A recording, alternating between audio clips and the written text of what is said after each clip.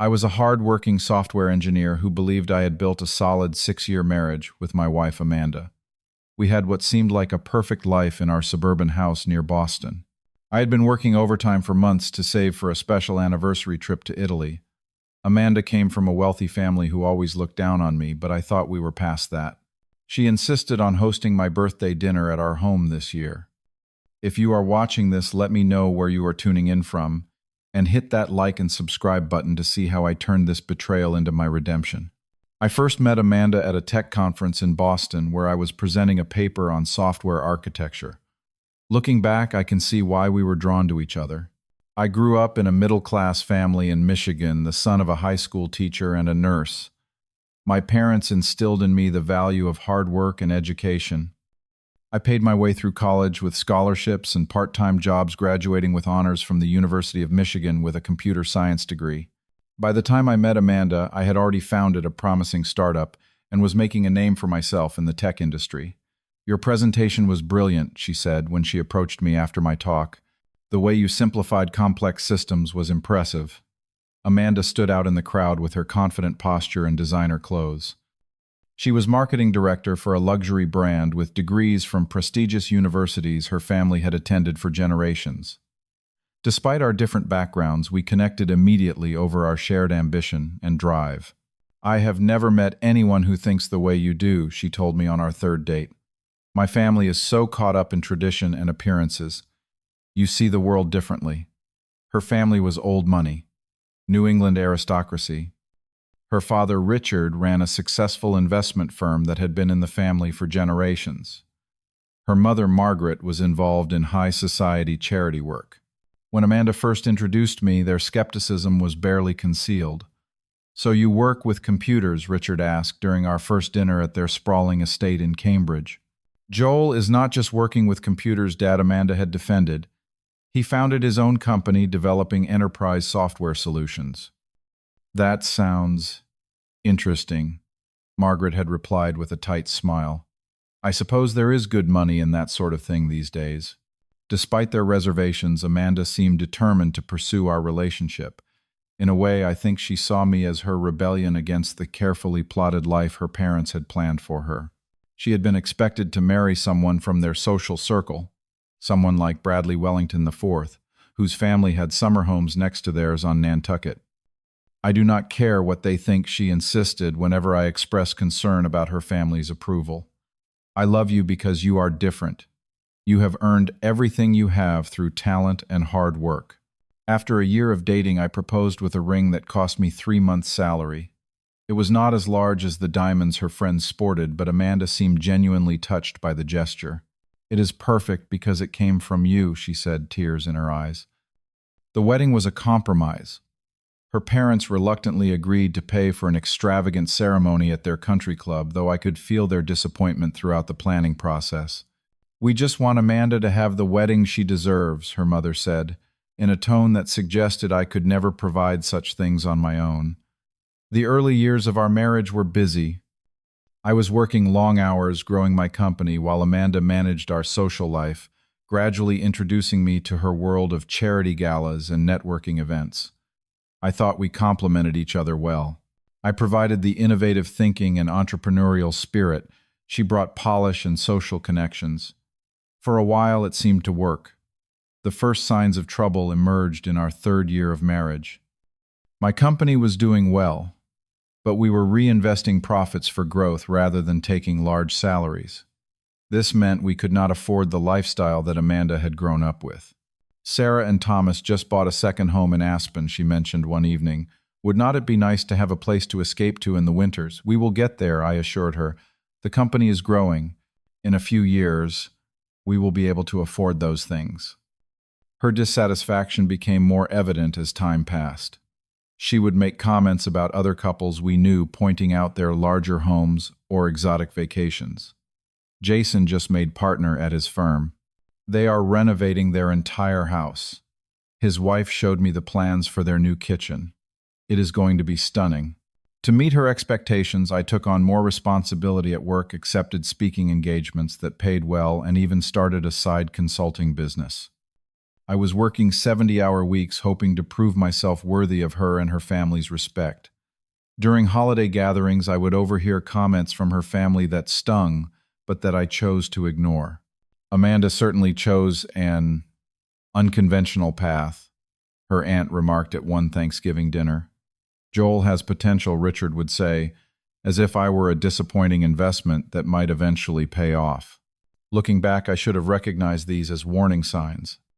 But I was so determined to make our marriage work to prove to Amanda and her family that I was worthy of her, that I overlooked the growing distance between us. When my 35th birthday approached, Amanda insisted on hosting a dinner party at our home instead of going to the restaurant I had suggested. "I want to do something special for you," she said. "You have been working so hard. Let me handle everything." I was touched by her gesture. Things had been strained between us in recent months, with her taking more solo trips to visit friends and family. I hoped this meant a turning point in our relationship. "Just come home by 6 on Friday," she instructed. "I will take care of all the details." In the weeks leading up to my birthday, Amanda was secretive, taking phone calls in another room and being vague about the party preparations. I assumed she was planning a surprise, perhaps inviting some of my close friends or business associates. "Do not try to figure it out," she teased when I asked questions. "Just trust me." I worked even harder those weeks, making sure I could leave the office early on my birthday. I thought I needed to show my appreciation for her efforts to prove I was worthy of whatever special evening she was planning. Little did I know what kind of surprise she actually had in mind. I arrived home exactly at 6 o'clock on my birthday, as Amanda had instructed. The house looked immaculate from the outside, and several luxury cars lined our driveway. I recognized her parents' Mercedes and her sister's Range Rover, but there were several vehicles I did not recognize. It seemed like Amanda had invited more of her family than I expected.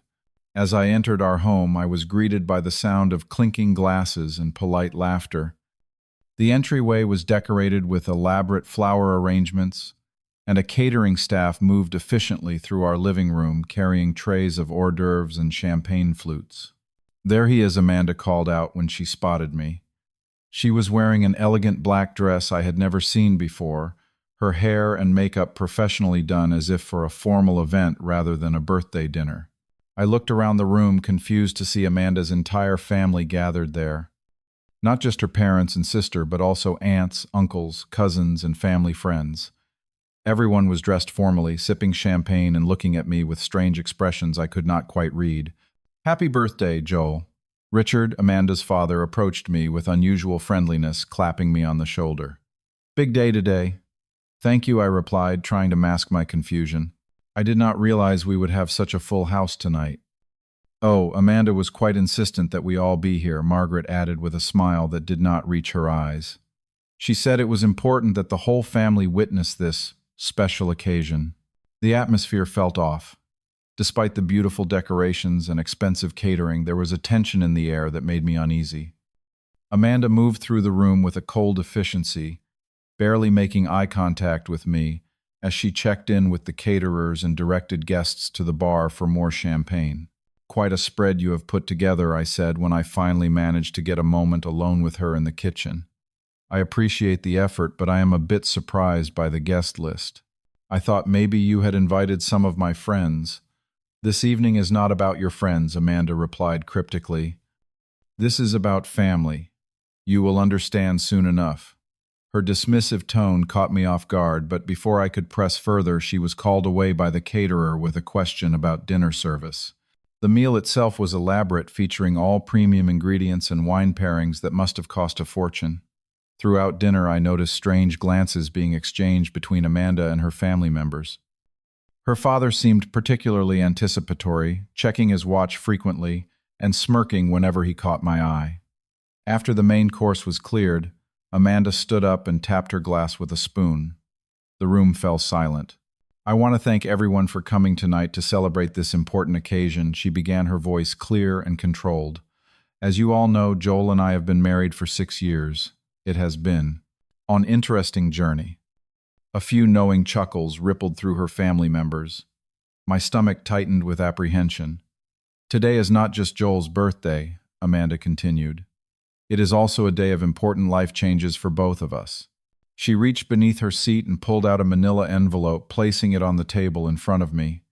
I stared at it, confusion turning to dawning horror as I realized what it might contain. Surprised, Amanda's voice rang out with cruel cheerfulness. I am leaving you for someone who is not a disappointment. The room erupted in laughter and a few scattered applause. I sat frozen, unable to process what was happening as Amanda slid the envelope closer to me. These are divorce papers, she explained unnecessarily. I have had my lawyer draw them up. Everything is quite straightforward. I get the house, my car, and my personal belongings. You get your precious company and whatever else you brought into the marriage. I opened the envelope with shaking hands, pulling out the formal legal documents that declared the end of what I had thought was a loving relationship. As I stared at the papers, Amanda's father raised his champagne glass. We never thought she would actually marry someone so. Beneath her, Richard announced to appreciative laughter from the assembled family, but Amanda has finally come to her senses. The waitstaff appeared with fresh bottles of champagne, popping the corks to cheers from Amanda's family. They had planned this entire event right down to having champagne ready to celebrate my devastation. This was not a birthday party. It was a public execution of our marriage designed to humiliate me as thoroughly as possible. I should probably tell you the rest, Amanda continued, seemingly enjoying my shocked silence.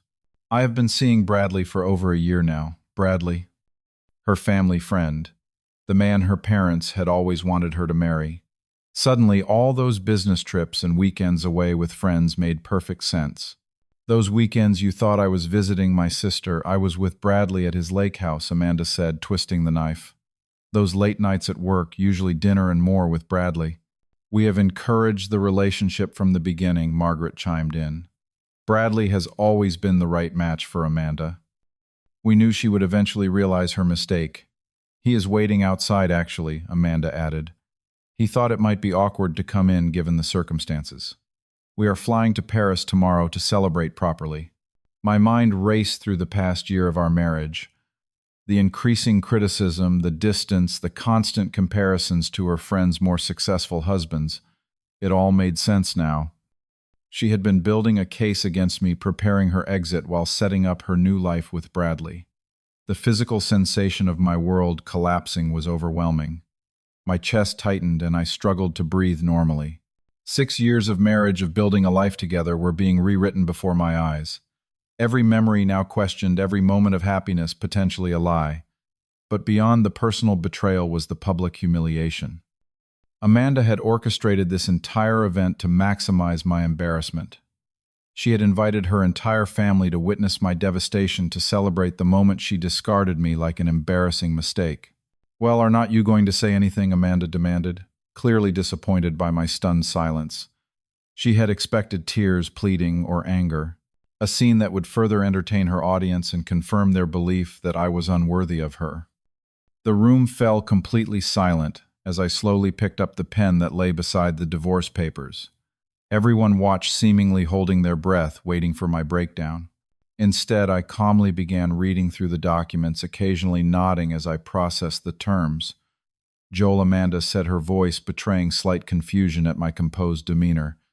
Did you hear what I said? I am leaving you? For Bradley. I looked up, meeting her eyes directly for perhaps the first time that evening. I heard you perfectly, Amanda.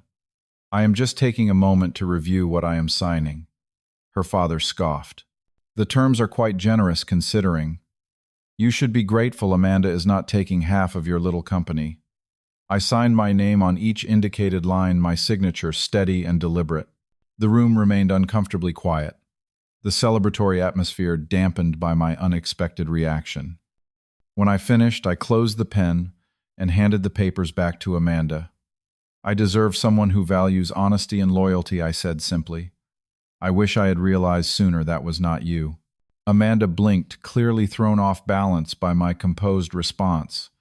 She had prepared for tears, for begging, for anger, for a scene that would vindicate her decision in front of her family. My dignity in the face of their cruelty was not part of her script. That is it, she asked. You are not going to fight this. Why would I fight to stay with someone who clearly does not want to be with me? I replied, standing up from the table. Excuse me for a moment. I walked to my home office aware of the confused murmurs behind me. Once there, I retrieved a folder from my desk drawer, one I had prepared weeks ago after noticing Amanda's increasingly suspicious behavior. Returning to the dining room, I placed the folder on the table. I suspected something was wrong, I explained to the now silent room. I consulted a lawyer 2 weeks ago. In this folder you will find documentation of our finances, including evidence that you have been depleting our joint savings account for months. Amanda's face paled as I continued. You will also find that I have already separated my business assets from our personal finances with the blessing of my attorney. The prenuptial agreement your father insisted on works both ways, Amanda. It protects your family money, but it also protects my company. Richard's smug expression faltered as he realized his carefully orchestrated humiliation was not going according to plan. I have already arranged for a hotel tonight, I continued calmly. I will have movers collect my personal belongings next week. You can keep the house for now, as the divorce proceedings determine the final distribution of assets. I looked around the room at Amanda's family, these people who had never truly accepted me, who had been waiting for this moment from the beginning. But instead of the anger or bitterness they might have expected, I offered a genuine smile. I wish you all well, I said sincerely.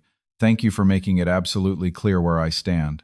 I walked out of the dining room and toward the front door. Amanda followed, her confident demeanor cracking for the first time. Joel, wait. That is it, you are just leaving. Just like that, I turned to face my soon-to-be ex-wife one last time. What did you expect, Amanda A. seen tears begging? Would that have made for better entertainment for your family? I thought you would fight for us, she stammered, though we both knew it was a lie. There is no us to fight for, I replied quietly. There probably never was. With that, I walked out the door, leaving behind the sounds of a celebration that had lost its triumphant energy. As I drove away, I finally allowed the emotions to surface, tears streaming down my face as I processed the public dismantling of my marriage and the cruelty with which it had been executed. I checked into a hotel downtown and immediately turned off my phone. The privacy of my room was the first place I felt safe enough to truly experience the tidal wave of grief, betrayal, and humiliation that washed over me. I allowed myself to feel it all, to break down completely where no one could see. The next morning I woke up with swollen eyes and a hollow feeling in my chest, but also with an unexpected sense of clarity. I turned my phone back on to find dozens of messages from mutual friends and acquaintances. Word had spread quickly, but the narrative was not what I expected. Joel, Amanda told everyone you had been cheating, and that is why she filed for divorce. Read a text from a college friend. Some of us do not believe it. What is really going on? Apparently, Amanda had wasted no time crafting a story that cast her as the victim and me as the villain. But rather than engage in a public battle over who wronged whom, I made a decision that would ultimately define my recovery. I would focus on myself instead of correcting the record. I appreciate your concern, I replied to those who reached out. Amanda and I are separating. I wish her well, but I would rather not discuss the details. In the weeks that followed, I threw myself into my work with renewed focus. The company that had been a source of criticism from Amanda and her family became my sanctuary. Without the pressure to earn more, to satisfy Amanda's lifestyle expectations, I could make business decisions based solely on what was best for the company's long-term growth. 3 months after our separation, my dedication paid off with a major promotion to Chief Technology Officer when we restructured the company leadership. The startup I had co-founded was acquired by a larger tech firm, resulting in an unexpected financial windfall that gave me the freedom to reimagine my life entirely. I used part of the money to purchase a new home in an exclusive neighborhood, not out of spite or to prove anything, but simply because I found a place that felt right for this new chapter of my life. It was modern and open, with a home office overlooking a small garden, nothing like the traditional colonial Amanda had insisted on. With my newfound financial security and emotional independence, I reconnected with old friends, whom Amanda had deemed not our kind of people, and built a community of supportive, genuine relationships. I rediscovered my passion for rock climbing and photography, hobbies Amanda had dismissed as immature or unprofitable. Most importantly, I invested time in my emotional healing, working with a therapist to process the trauma of Amanda's betrayal and to understand the patterns that had led me to ignore the red flags in our relationship. I learned to recognize my tendency to seek validation through achievement and to sacrifice my own needs to please others. 6 months after that devastating birthday, I was not just surviving but thriving. The man who had signed those divorce papers in stunned silence had transformed into someone stronger, more self-aware, and genuinely happier than the person who had been desperately trying to earn approval from people who would never give it.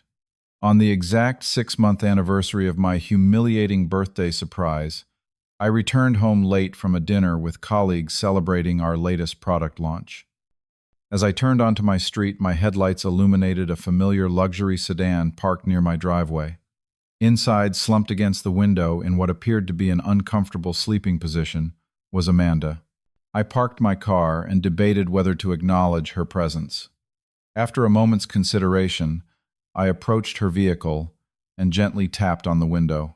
She startled awake, her makeup smudged and her usually perfect hair disheveled. When she saw me, she quickly straightened up and rolled down the window. "Joel," she said, her voice hoarse. "Finally. I have been trying to reach you for weeks." It was true.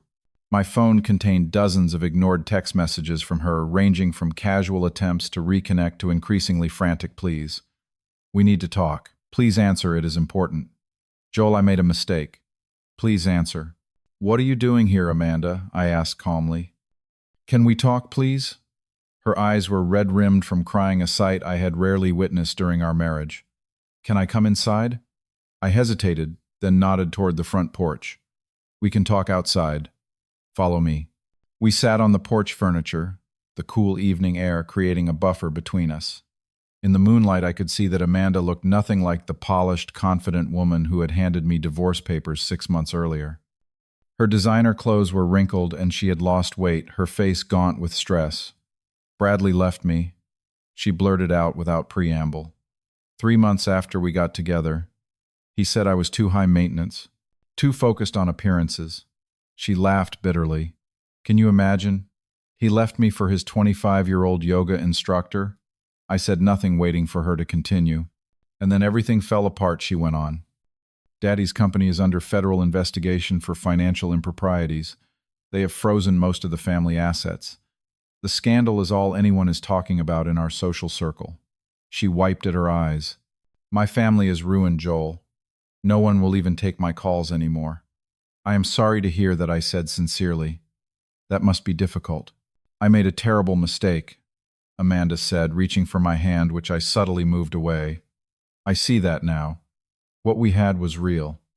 You were the only genuine thing in my life, and I threw it away for nothing." "What exactly are you hoping for here, Amanda?" I asked directly. "Another chance," she whispered.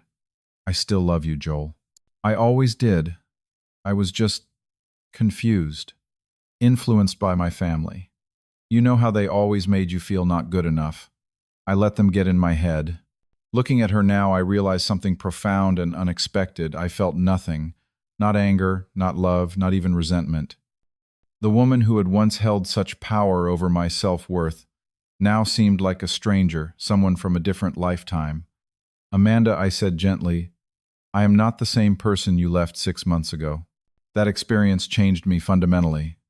"I can change too," she insisted, desperation creeping into her voice. "I have changed. I see what really matters now." "What matters to you now," I corrected, "is that your other options have disappeared.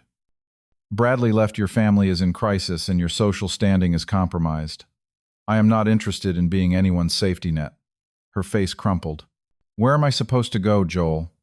I have been sleeping in my car for 3 days. The bank took the house last week. My credit cards are all maxed out. Despite everything, I could not ignore someone in genuine need. I will pay for a hotel room for you for a week," I offered. "That should give you time to figure out your next steps." "A hotel room," she repeated incredulously. "That is it. After 6 years of marriage, our marriage ended the moment you decided to humiliate me in front of your entire family," I reminded her calmly. "You made that choice, Amanda. Now you need to live with it." She stared at me, finally seeing the man I had become rather than the one she had discarded. You really have changed. I have. I agreed, and for that I actually owe you thanks. Losing everything helped me discover what truly matters. I found myself when I stopped trying to be the man you and your family wanted me to be. So there is no chance for us, she asked, a final desperate attempt. No, I said with certainty, but there is a chance for you to start over, to build something authentic. I wish that for you, Amanda. I truly do. I helped her make arrangements at a nearby hotel and gave her enough cash to last a week. As she prepared to leave, she turned back to me one last time. For what it is worth, I am sorry, she said. What I did to you at your birthday, it was cruel, unforgivable. It was, I agreed. But I have forgiven you anyway. Not for your sake, but for mine. I refuse to let bitterness define me. As I watched her drive away, I felt an unexpected sense of closure. The experience that had nearly broken me had instead rebuilt me into someone stronger, someone who valued himself enough to walk away from toxic relationships, someone who could offer compassion without compromising his boundaries.